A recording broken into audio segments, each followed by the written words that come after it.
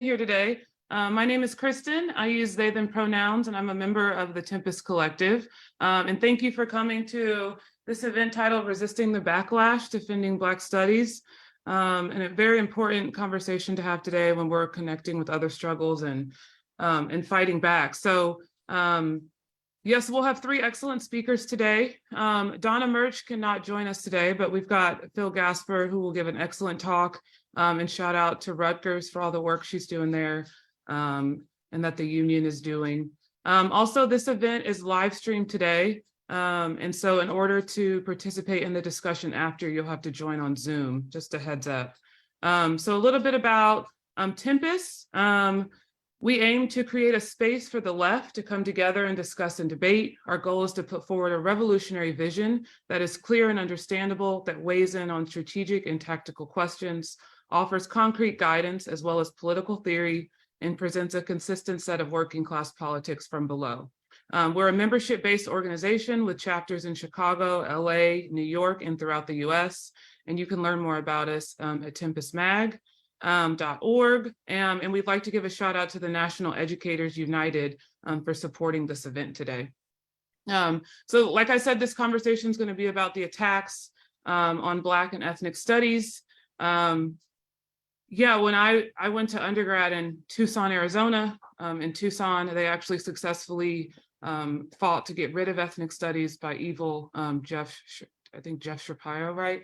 And then in grad school, I went to University of Tennessee. It kind of followed me, and there, the state legislature voted to get rid of the Office of Diversity and Inclusion successfully. So this isn't new, but it's happening to us, and the Florida governor, Ron DeSantis, is really trying to bring this home. So Ron DeSantis, the Republican Party, has launched a reactionary attack on Black studies and discussions of race and racism in schools, colleges, and universities. This attack has led to book bans and curriculum restrictions around the country, not just Florida. But students, parents, librarians, educators, activists, organizers are not taking this lying down and are organizing to oppose this censorship. This discussion will examine the reasons for the backlash against Black studies and how we can defeat it. So today, how this will go is our three speakers, they'll talk for 10 to 15 minutes. And then after they speak, we'll open up the floor for an open conversation for people to ask questions, healthily debate, disagree, and come together to figure out how we can fight back and win. So just a reminder, you know, we really encourage healthy debate, but please, no threats, intimidation, or bigotry of any kind, or you will be expelled from the space. So let's work on that together. So yeah, I'll introduce the speakers and then we'll get going. The first speaker is Jesse Hagopian. Jesse is an ethnic studies teacher at Garfield High School in Seattle. He's a member of Black Lives Matter at School, the National Steering Committee, and co-editor of Black Lives Matter at School. And he also organizes with the Zen Education Project. And then we'll listen and hear from Daniel HoSang. Daniel teaches ethnicity, race, and migration in American Studies at Yale University and is the author of A Wider Type of Freedom: How Struggles for Racial Justice Liberate Everyone. And then finally, we'll have Phil Gasper. And Phil is a socialist and anti-racist activist who has worked in higher education for over 40 years. He is currently a faculty member and a member of AFT Local 243 at Madison College in Wisconsin. Phil is co-editor of the independent socialist journal New Politics and a member of the Tempest Collective. So thanks for joining us, everyone. And Jesse, we'll start with you. I'll let you know at 10 minutes when you've got 5 more minutes. So please take it away. Well, thank you so much, Kristen. It's really wonderful to be with you. Thanks to the Tempest Collective for organizing this event. And it's especially wonderful to get to be on a panel with Daniel and Phil. Looking forward to this conversation today. And I'm sending my solidarity to the Rutgers faculty in the struggle. I just wanted to begin today by telling you about my recent visit to a school in Florida. I'm an organizer with the Zen Education Project, helping to lead the Teaching for Black Lives campaign, and I had the opportunity to join a class in Florida following the screening of the new film the rebellious life of Mrs. Rosa Parks. And I will not divulge which school the event happened at, because in these dangerous times, it could potentially put the educators at risk, right? We are living in an era when teaching the truth about racism has been made illegal. These history deniers, in the same breath they use to decry cancel culture, and without even blushing, will call for the canceling of any book or any educator that diverges from the orthodoxy of American exceptionalism. So perhaps I don't need to persuade you all here today that something is profoundly wrong with a society so terrified of its past that it endeavors to strangle history, dump its corpse in a casket, bury it beneath the earth, and not even leave an epitaph that would allow young people to recognize it had ever existed. So with that school in Florida, I will tell you that it was a high school, and that the multiracial group of students really loved that film about Rosa Parks, and they were upset that this was the first time they were learning truthful accounts of Mrs. Parks's life, about her struggles for social justice, including fights against sexual assault, against police violence in the North, against South African apartheid and war, and so many other things that have been hidden from them. And the urgency of students learning the truth about Rosa Parks's life was recently spotlighted in an investigative report by the New York Times, which found that the company Studies Weekly, it's a widely used curriculum that they produce that reaches at least 45,000 schools in the country. Studies Weekly inflicted a particularly vicious form of what Professor Henry Giroux calls the violence of organized forgetting about Rosa Parks's life. You may have seen this story. Like the vast majority of textbooks in this country, Studies Weekly reduced Parks's life to her arrest on the bus in Montgomery, Alabama, that's just quotidian, normal, standard procedure in American textbooks. But what made Studies Weekly curriculum remarkable was that it proposed a revision to that telling of Parks's life that read like this, quote, Rosa Parks showed courage. One day she rode the bus. She was told to move to a different seat. She did not. She did what she believed was right. Now, if you'll notice, there's no discussion of the fact that she's Black and that she was arrested for being Black and not giving her seat to a white man, and that segregation existed, that it was real, and that it was racist, right? All of discussion of race was pulled out of fear of the laws in Florida.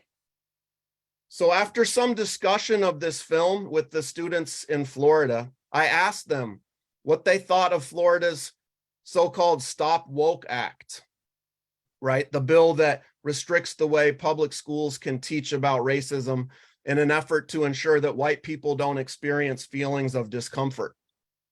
And one of the students quickly raised her hand, and when I called on her, she made it plain. She said, it's wrong to erase Black history. It's part of American history, right? This is what's going on in our schools today. In a survey by the Zen Education Project, a Florida social studies educator recently explained the sentiments of many teachers about these educational gag orders. She said this, quote, it is creating a chilling effect on education. We continue to teach the truth, but with much less certainty what the consequences will be for doing so. Another teacher reported to the Zen Education Project, quote, I'm terrified to say anything about enslavement because it might make students uncomfortable. I also can't recommend any books because a parent might not like it and I could be charged with a felony. And that's not hyperbole. Florida passed a law that says that teachers who are caught with the wrong books in their classroom, books about issues of race and gender or sexuality, are risking up to 5 years in prison and a $5,000 fine, which carries with it a third-degree felony. Florida is one of 18 states that has passed laws to mandate that educators lie to students about structural racism and sexism and heterosexism. And many local school districts across the country, the North and the South, blue states and red states, have passed similar laws. And in addition, Florida Governor Ron DeSantis signed the Don't Say Gay bill, making Florida one of at least 6 states that censor discussions of LGBTQ people and issues. And in addition to banning books, Florida, as you probably know, banned the College Board's newly created AP African American Studies class. And as bad as it was that Florida banned Black Studies, the deeper problem was that the College Board caved to DeSantis's critiques of the course, and the College Board then went on to deliver a masterclass in irony by deleting the word systemic from the curriculum to describe racism in the US. I would suggest to all the educators here today that if you want to teach about what systemic racism is, you only have to teach the story of the College Board deleting the word systemic racism from their curriculum. Professor Joshua Myers from Howard, who had helped develop the original AP curriculum that had systemic racism in it, he said this, quote, "This was pure cowardice, and it shows how far liberals will go to confront the creeping fascism in this country, and that's not very far at all." Florida's attack on both Black and queer studies and the College Board's capitulation is certainly reprehensible, but it's nothing new. This is an old playbook. During the 1940s and 50s, educators became one of the primary targets of the Second Red Scare, an era characterized by the attacks led by Senator Joseph McCarthy and others on anyone who they wanted to discredit by labeling them communists. And during this time, literally thousands of leftist professors and K-12 educators were dismissed from schools around the country under suspicion of being a communist. 400 teachers in K-12 schools in New York City alone were fired. There was a vicious witch hunt in Florida during this time as well. And the Red Scare was accompanied by the Lavender Scare, which is far less taught and understood. But the Lavender Scare was the repression of LGBTQ plus people and their mass firings from government service. In 1956, Florida officials created the Johns Committee, which led a homophobic crusade against queer school teachers that resulted in their interrogations, firings, and even the revocation of their teaching certificates, so that by April of 1963, the committee had revoked the licenses of 71 teachers and had identified another 100 suspects in the school district. And just as the Red Scare and the Lavender Scare were used to purge teachers, then the attacks on what history deniers today have labeled critical race theory and gender ideology are being used to fire educators and exclude any discussion about racism, sexism, transphobia, homophobia, any form of oppression. The Washington Post has already identified at least 160 educators who have been fired or pushed out because of their teaching about race or LGBTQ plus issues, and the number is surely far higher than that. So this is the dire situation that we're in today and the real struggle. But I am heartened by courageous educators who are defying these unjust laws. Jerry Schaefer is a middle school teacher who teaches social studies in Florida, and she signed the Zen Education Project's pledge to teach the truth. And she wrote this when she signed the pledge. She said, quote, "I'm willing to die on this hill. I cannot meet benchmarks for US history or civics if we remove all discussion about racial bias as the new legislation is worded in Florida. How can I teach the Civil War, emancipation, or the 13th, 14th, 15th Amendments without discussing racial motivations, right? And I would suggest to you all that the rhetorical question posed by Schaefer has such an obvious answer that it's ridiculous that she even has to ask it. Yet by posing these questions, I think she's really exposed an acute contradiction of this nation that professes to be the freest nation on earth and yet makes the study of history verboten. This is a contradiction the elites fear students will investigate in school, which could lead them to imagining more robust definitions of freedom and to upsetting the current imbalance of power in our society. I just want to highlight some of those imbalances of power for kids in our society today. 1 in 8 children go hungry in the United States, with 22% of Black and Latinx children food insecure in the richest nation in the world. There are 44 million Americans who have a combined $1.7 trillion in student debt. And of course, Black college graduates disproportionately take on that debt, over $52,000 compared with white college graduates who have $28,000. You know, more than 80% of students who have been assaulted by police in school since 2011 have been Black. More than 80% of LGBTQ plus students who attend in-person school at some point in the 2020-2021 schools experience some form of harassment or assault, right? This is not freedom, and it's not the best we can do as a society. If we're going to achieve the world that our students deserve to live in, that we all deserve to live in, we are going to have to join a real fight for the access to lessons of the past that they're trying to hide.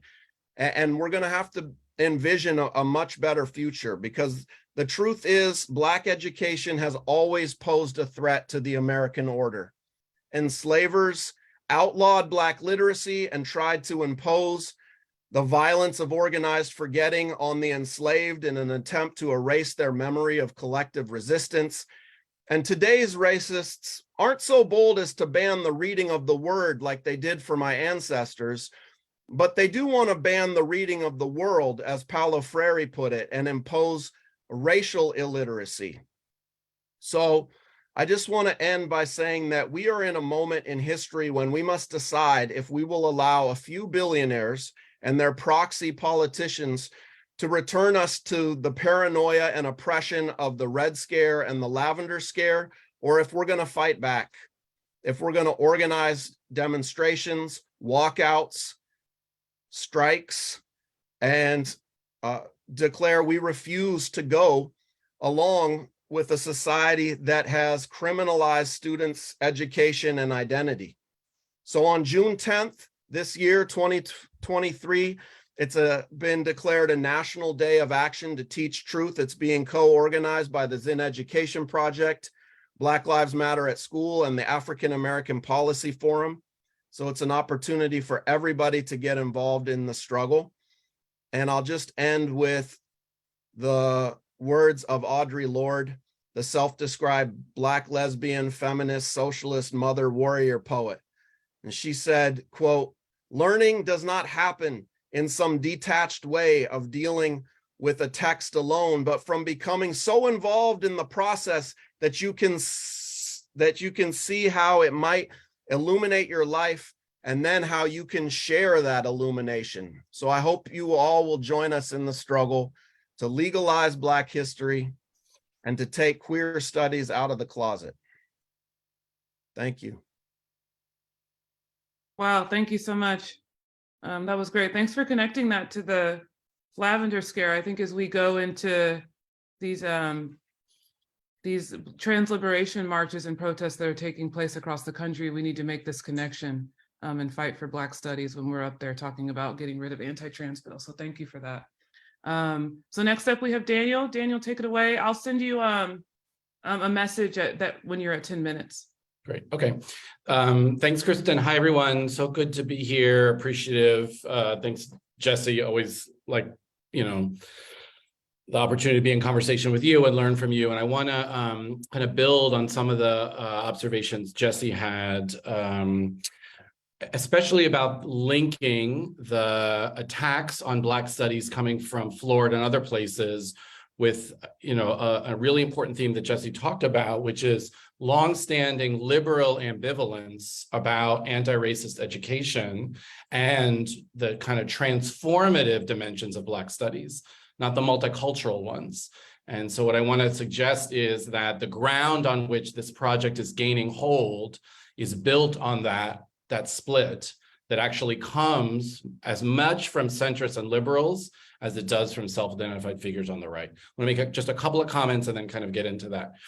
It's very clear that the whole, right, so just to, on the College Board part, this is we should remember, one, the College Board itself is deeply fraught, right? It's formally a nonprofit, but presiding over the administration of thousands and thousands of standardized tests, which have clear racist class impacts. So we're already on a terrain that it really is not about liberatory education or even critical consciousness. But there, particularly after 2020, there had been an upsurge in expectations that if they're going to have this role credentialing advanced placement courses as, again, fraught and, implicated in tracking as they are, then there should be a course in Black history and Black studies. And so that's what really the last 2 or 3 years have been doing, following processes that had long been established, consulting with primarily college faculty, since the courses are meant to be the equivalent of college courses, and getting a broad range of concepts that would be included. When that first curriculum was released in early 2022, it was a draft, it's about 80 pages, it reflected many of those themes in college classes. There was a focus on intersectionality, clear focus on Black Lives Matter, social movements, a focus in particular on students making use of the history and contemporary conditions so they might take action, which would be a standard fare in almost any college Black studies class or ethnic studies class. When DeSantis's Department of Education then, months after, kind of smelling a campaign opportunity, says, there's no educational value here, part of what makes that even legible, right? We've consulted with hundreds of college faculty, students have been involved, the classroom pilot, there's nothing here, has to do with a profound, deep-seated anti-Black racism that has long regarded Black knowledge production as not to be taken seriously. So what comes out of Reconstruction, what comes out of the fight against Jim Crow, what comes out of the fight to desegregate the New Deal is stuck in the past, it has nothing to do with broader questions of liberation, and particularly for non-Black people, the idea there's nothing of interest over there for you. That doesn't hold, right, against what Du Bois wrote about Reconstruction, that these were the greatest possibilities for multiracial democracy. This is just a course kind of stuck in the past. So I'm saying the very point that it's legible, like how after all that work is it producing something with no educational value, is rooted in that longstanding kind of hostility and indifference towards Black intellectual kind of knowledge production. That said, I don't think this works if it just comes off as a kind of Charlottesville, Richard Spencer, the kind of far right, we are protecting the superior body of Western European thought as against Black thought. There's clearly millions of people who subscribe to that. But as a project that's trying to build something like majoritarian support, I don't think that framework works. It comes across as too nakedly bigoted, indifferent to individual rights, et cetera. So I want to suggest then that the move that DeSantis and many others made and other places is not just to altogether say we stand against any mention of Black history, the Black presence in US society, but to do what liberals do, which is to split it and say there is a good, acceptable version of this and acceptable subjects, and there's bad subjects. And if you see partly how the College Board went through, as Jesse said, on their own, really without the demands of the Florida DOE, it does that. So queerness is on the bad list. Black feminism, intersectionality is on the bad list. Social change, disruption, contestation is on the bad list. But a whole host of other things are actually remain on the good list. The striving to overcome individual prejudice, wanting to contribute to the national greatness and exceptionalism, et cetera. They need those narratives. The right needs narratives of Black uplift and accomplishment as a way to kind of legitimate, a continued investment in this idea of both U.S. exceptionalism, militarism, et cetera. So I just want to point out that they're actually deeply invested in a version of Black history that is quite commensurate with U.S. national identity. Now, it seems strange to say, and literally like to go through a Black history kind of curricular framework and say, we're going to erase all mentions of racism, which is what they did. Well, then, one might ask, well, how is this Black history then? It very much is from this framework. The Florida Department of Education already had standards for how Black studies could be taught in ways that are emptied of mentions of structural racism or homophobia or other forms of domination, that see the sin of racism is because it's a fetter or a limit against people's individual agency. So I want to say that's partly what's at stake from my perspective as well, is not just the kind of elimination of it, but refiguring it as a story of only in, kind of the multicultural United States are these stories possible. The 1776 report, and remember, this was a report authored by conservative scholars at the request of in the kind of waning days of the Trump administration, ostensibly in response to the 1619 report, demonstrates these topics. That 1776 report has discussions not just of King, but of Rosa Parks, of Frederick Douglass. It's a multicultural history. And it's actually not just a kind of like Steve Bannon, Steve Miller superiority of the West. It really is very much like what you read in most US history textbooks, which is when there's a presence of Black people and other people of color, it's about both exclusion and incorporation. There's a kind of natural progression to it.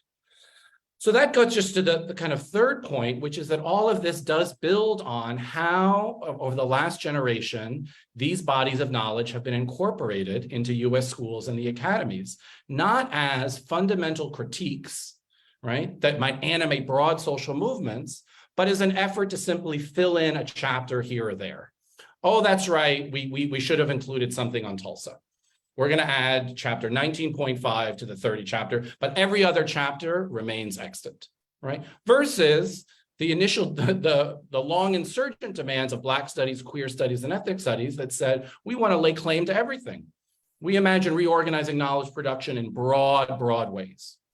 That's what C.L.R. James, the radical scholar, writer, organizer, said Black studies is a study of the West. It's the study of humanity.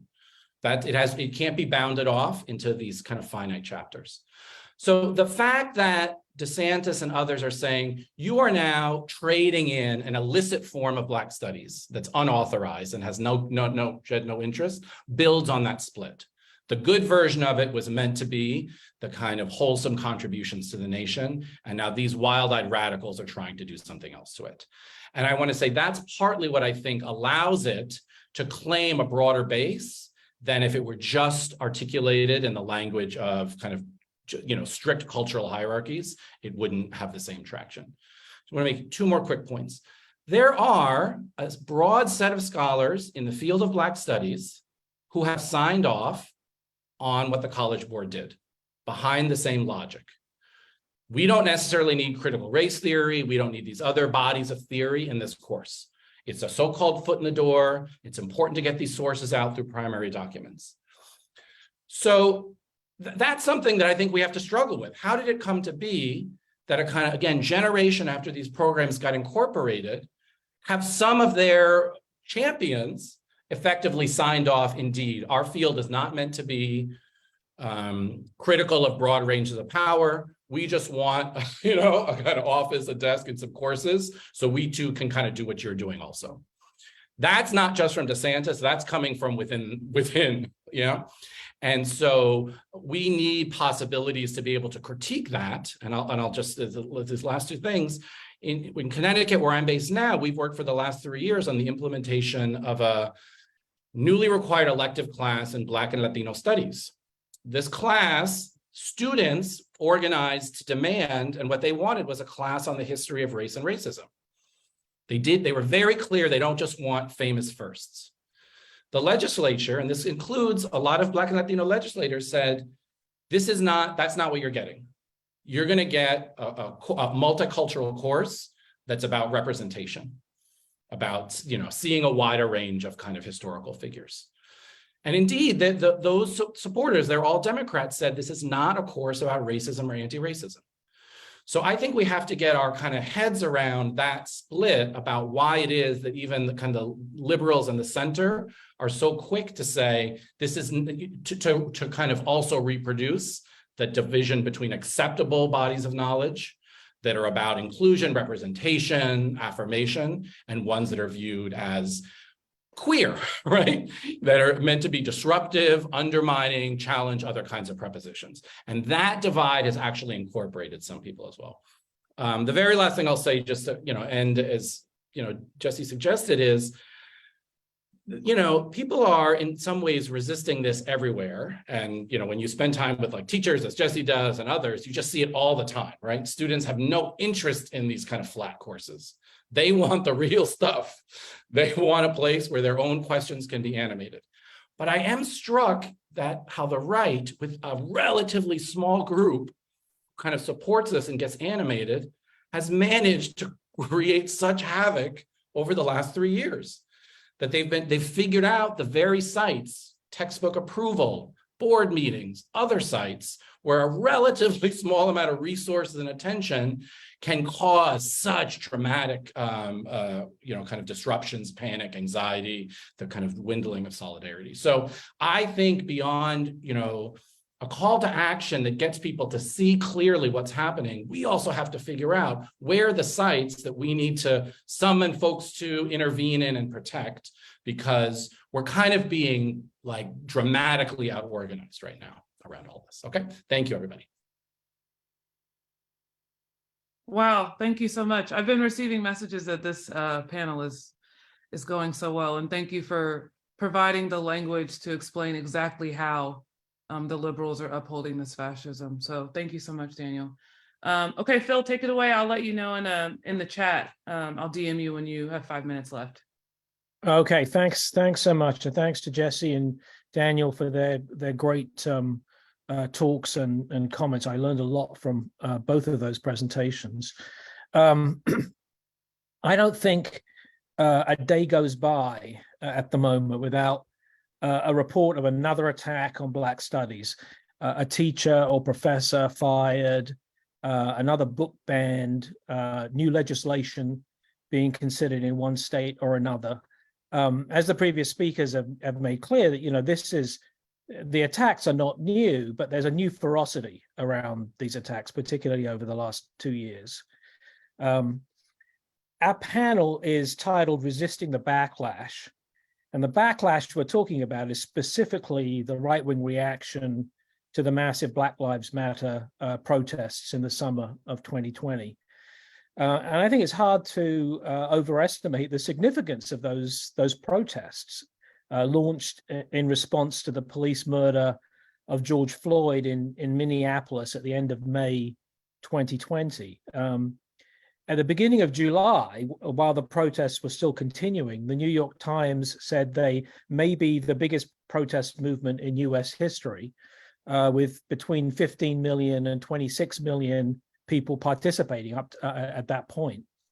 There were hundreds of marches and rallies around the country, some in places where there'd never been protests before, many in places where there were very few African Americans.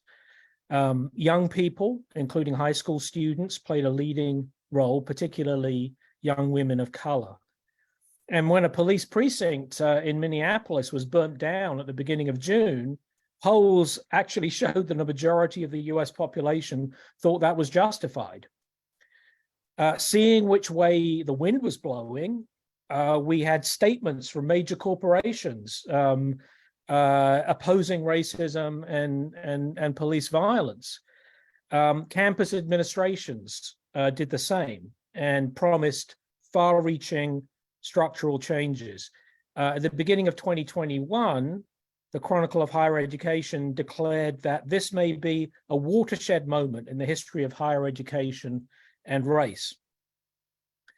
So anyone who knows US history could predict that at some point, the right wing would attempt to push back. And while the Black Lives Matter protests were at their height in the summer of 2020, conservative think tanks like the Heritage Foundation, the Manhattan Institute were already hatching plans, which culminated the following year in the attacks on critical race theory. According to David Theo Goldberg, the Heritage Foundation promoted the initiative, with Christopher Rufo, a former Heritage Fellow who had moved on to the Manhattan Institute, soon becoming the main figure spearheading these attacks. It was actually almost exactly 2 years ago that Rufo tweeted the following: "The goal is to have the public read something crazy in the newspaper and immediately think critical race theory. We have decodified the term and will recodify it to annex the entire range of cultural constructions that are unpopular with Americans." So the goal was not to attack critical race theory in some narrow, specialized academic sense. You know, in many of the responses, people said, well, that's what they teach in law school, and you know, we don't do it in on our campus or at our school. But this attack was much, much broader. In Goldberg's words, the aim was to silence any critical focus on racism today on structures, institutions, systems, acts, and people deemed racist, and to reshape historical memory regarding race to this end. And of course, it's not just an attack on what's being taught, it's also an attack on all diversity, equity, and inclusion initiatives, which are designed to make education more accessible. Now, on the left, we often have our own criticisms of some of these programs for being too top-down, too bureaucratic, too ineffective. But the solution is to expand and strengthen them, not to dismantle them. The attacks on DEI programs have become so frequent that the Chronicle of Higher Education now devotes a section of its website to tracking them. And all of this is having a chilling effect, even where legislation has not yet been passed. Here's how a report earlier this month in the Miami Herald describes what's happening in Florida. Trainings and events have been preemptively canceled pending proposed legislation, fearful of becoming the next viral post on anti-DEI social media accounts. Some professors said they are changing the way they teach. Others started recording their own lectures in order to defend themselves should someone take their comments out of context. Many are considering leaving the state. So these attacks are a response to the Black Lives Matter protests in 2020, but they're also taking place against the background of the sharp political polarization that has developed in the United States since the financial crisis of 2007, 2008. And in the context of the weak economic recovery that followed, together with growing economic instability and inequality. One side of the polarization has been a significant shift to the right by the Republicans. According to an analysis reported by the New York Times in 2019, the Republican Party leans much farther right than most traditional conservative parties in Western Europe and Canada. It is more extreme than France's National Rally, formerly the National Front. Since 2008, we've also seen the Tea Party, MAGA, the resurgence of far-right neo-fascist groups, and the development of an ecosystem of right-wing activists able to mobilize their supporters to show up at school board meetings, harass and threaten educators, and to amplify whatever is the moral panic of the day on social media and in traditional media. These groups, I think, represent a small minority of the US population, but they have resources, money, organization, and often close ties with the GOP. Many of them receive funding from far-right billionaires. Of course, their targets are not just Black studies and ethnic studies more generally, As others have pointed out, there's also an enormous backlash going on against the rights of the queer community, and in particular against trans people. Many of these groups also promote conspiracy theories, are heavily involved in anti-vax campaigns, are climate change deniers, the list goes on. In times of economic uncertainty, the right always looks for scapegoats, and we're seeing that dynamic play out in today's attack on Black studies, LGBTQ people, immigrants, and others. The attacks on education are coming from the Republicans and the right. Does that mean that we can look to the Democratic Party to defend us? Well, I agree with Daniel, no, we can't. Even when Democratic politicians don't support the attacks, they're slow to respond. Worse, many of them have supported one central aspect of the backlash to the BLM protests, opposing calls to defund the police and ramping up tough on crime rhetoric. Earlier this month, Washington Post reported on a growing movement within the Democratic Party, pushing a more aggressive line on crime and publicly breaking with some of the reform policies that spread widely across the country after the killing of George Floyd by police in Minneapolis. And for those of you watching what's going on in Atlanta at the moment with the brutal repression of the Stop Cop City protests, it's worth remembering that this is happening in a city that is run by the Democrats. There's a deeper reason, I think, why the Democratic Party is part of the problem, not part of the solution. At the end of the day, whatever the rhetoric it uses and whatever the promises it makes, its primary commitment is to defending capitalism. That's why Biden and a Democratic Congress prevented railroad workers from striking last year and imposed a settlement on them that they had already voted down. It's why the Biden administration has given the green light to the Willow Project for more oil and gas drilling in the Arctic, which will make the climate crisis even worse. And we've seen this dynamic play out many times before. Democrats are elected making big promises to their working class supporters, but when the system goes into crisis, the promises are broken and they bail out Wall Street and the big corporations. This then opens the door for right-wing populists who take advantage of the disillusionment. Of course, the right wing is even worse, but this is the merry-go-round of US politics, with the center shifting further and further to the right as the years go by. But despite what's happening in mainstream politics, there's also been a revival of the left in the US. The Occupy movement in 2011, the support for Bernie Sanders' 2 presidential campaigns, the rise of Black Lives Matter. And today, we're also seeing a small but important revival of the labor movement. And I'm going to end on this point. One of the most significant areas where this is taking place is in education. Over the past several years, we've seen significant organizing and strikes by both public school teachers and in higher education.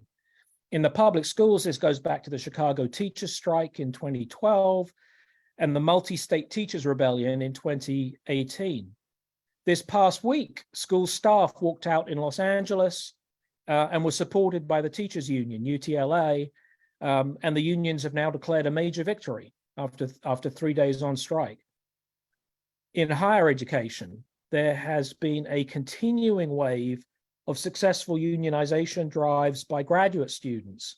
There have recently been lopsided pro-union votes at Boston University, Yale, Northwestern, Johns Hopkins, the University of Southern California, and the University of Chicago, with an average of 94% voting yes in these elections.